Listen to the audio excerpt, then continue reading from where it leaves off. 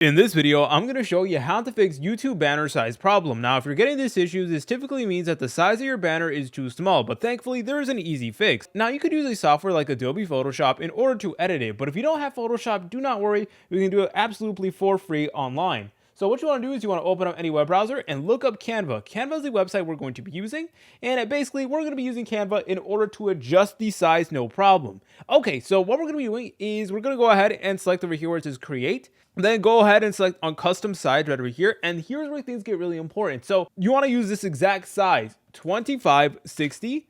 And then for the height, make it 144.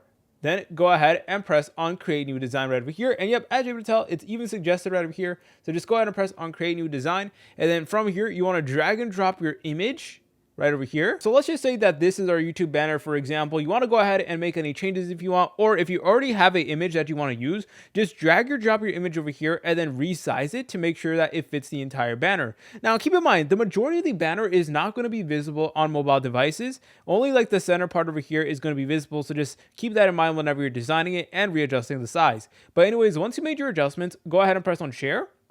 Then go ahead and select on download, then select on PNG, and then press on download just like so. And then there you go. You can now go ahead and upload this over to YouTube, and you should no longer get that issue. If you guys found this video helpful, make sure to leave a like and subscribe. I'll see you in the next tutorial.